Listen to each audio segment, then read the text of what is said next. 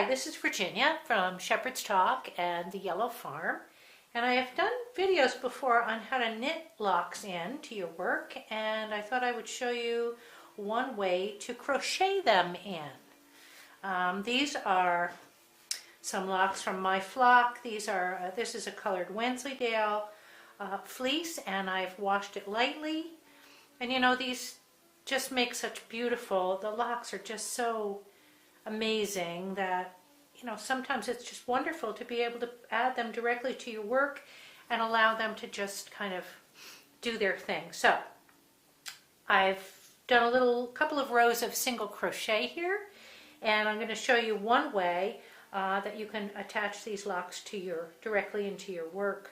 I put the lock in and hold the end of the lock with my working yarn like this. Take my crochet hook, insert it into the next stitch. I catch the working yarn and the lock like this, and then go ahead and do a single crochet. Okay, and that does lock it in very nicely. Let's do another one. Let's pull out another lovely lock here. Look at this guy, he's beautiful. All right, again, I'll lay this down so you can see it. I'm going to take the lock and I'm going to lay it right in front of this next stitch that I'm going to be doing.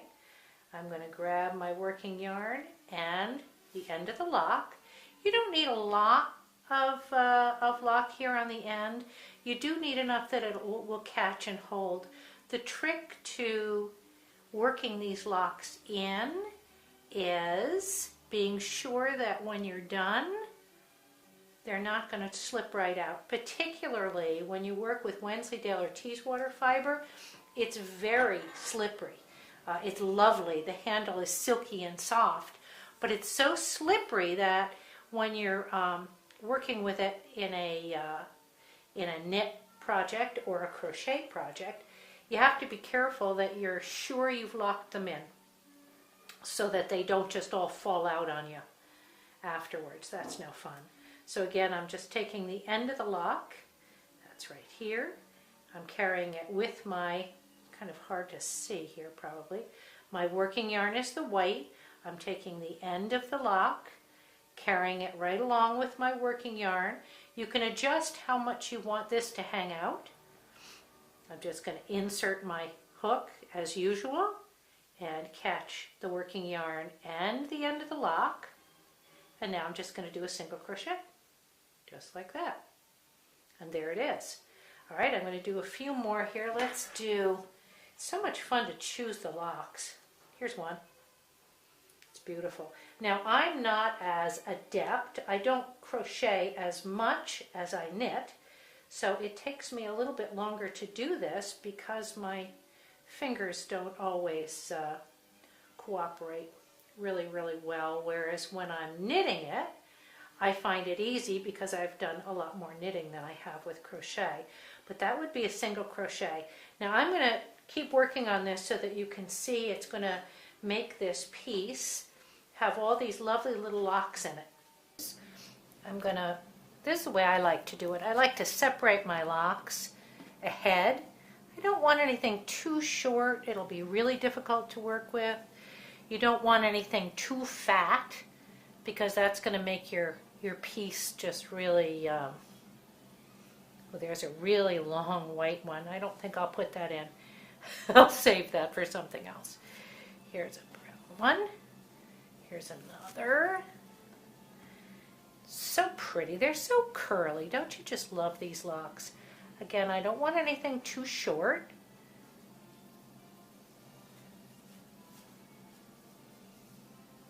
Those are too short for what I'm doing here. For the most part, I would say, see, now that's going to be hard. The reason I'm saying it's too short is because if we're going to leave, say, this much of the lock hanging out so that you can see it, it leaves very little bit of the lock to work into your piece. And what locks it into your piece is obviously the tail that you're going to work in. So that would be much more difficult. Now, if you were using a very fine yarn, you might be able to do a shorter tail. but I'm using something pretty chunky right here. So I'm going to separate the locks, and I like them to be probably, let them hang maybe that much, maybe 2 inches, and then I still have probably 2 inches here or maybe a little bit more to work in. So that's going to be perfect. All right, so this again is the wrong side. You can, the first time you try this, if you want to, just like the knitting with locks. The first time I did the knitting with locks video, I don't know if you remember this or if you watched that on my YouTube channel, but we added locks on one row and then just knit back. And that makes it very simple because you're only adding locks on the right side. You could do that with your crochet as well, it just won't be quite as dense. So this again is the wrong side. And I'm trying to figure out a way to make this very clear as an illustration of how to work them on this side, although you'll figure it out. It's really not, it's not rocket science. The way you want to lay these out is with the end that you want to dangle on the right side. So I'm going to take the part of the lock that I want to work into my yarn. I'm going to carry that with my working yarn, and then I'm just going to come down here, find my first stitch right there, and I'm going to catch the end of the lock and the working yarn, the end of the lock and maybe the working yarn if it's long enough. If not, I'm not worried about it. Okay, I'm going to grab another lock. I hope you can see clearly. I'm going to let the part that's going to dangle on the front side is going to be to the right. I'm going to grab the end of the lock that I'm going to work into my stitch with my working yarn. I'm going to come down under my stitch and I'm going to catch the working yarn and the lock. And I'm pulling it up just this much. You can see that allows quite a bit of it to dangle on the correct side. And then I'll do my stitch. Now you can experiment with finding other ways to add these as long as the tail is locked in enough. Again, I'm letting the dangly part to stay on my right, and then I'm taking the lock on the left side there, and I'm just going under my stitch and taking the tail end of the lock with the working yarn, and then maybe just the working yarn for that side. See how nice and dense and deep that is? That's very nice. And as I say, you may find, you know how everyone sort of has their own style when they're of working with their particular, whether you're knitting, if you like to be more of a European method, whether you like to, everybody sort of finds their own way. How they like to hold things, how they like to work things. All right, this is here, and I'm just going to catch the working yarn. All you're really doing is you're just catching the tail of this lock and working it in with your working yarn. Just the tail end. Under here, I'm going to catch the lock and my working yarn, and then do a single crochet just like that. It's a little slow going, particularly if you're separating each of these locks one by one like I am. But you know, when you see that, I just love that. I'm just so fascinated by the locks themselves and how beautiful they are and how individual they are, that I love being able to work them directly into a piece of either knitting or crocheting. You know, you can put this, you can use this technique on anything that you're crocheting that you want to add locks to. Separating that out. And again, we're working back on this.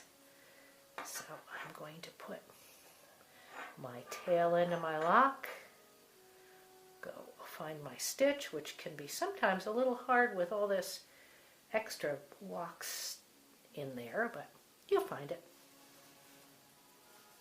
1, 2. Here's the next one.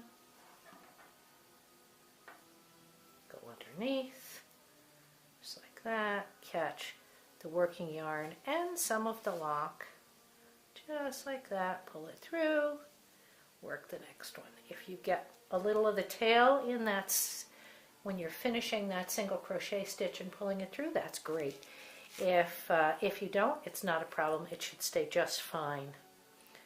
Just fine. Again, the part I want to dangle is to the right, hanging on that back side, because we are here on the wrong side of this piece.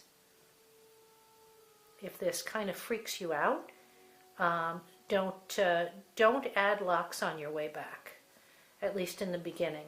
Only add locks on the front side. It won't make it all that less dense, and you know, it might be easier to sort of get the hang of this. Now here's the other way. I don't know if you just noticed what I just did, but here's, you know, as I go, I tend to sort of get more comfortable with it myself. Here I'm inserting it first, then adding my lock, then catching it and pulling it through. The only thing you basically have to keep an eye on is that your lock is dangling, you're leaving enough of it loose, and that you've got it on the correct side. But you know, again, not a big deal. You could always pull this through. In other words, let me show you. We can troubleshoot here a little bit. Suppose I make the mistake here of putting my lock down, like we do on the right side of the work, and pulling this, doing my single crochet this way, so that the lock is now on the wrong side of the piece. All right, very simple. You know, you could just insert your crochet hook and pull that lock back through to the right side of the piece.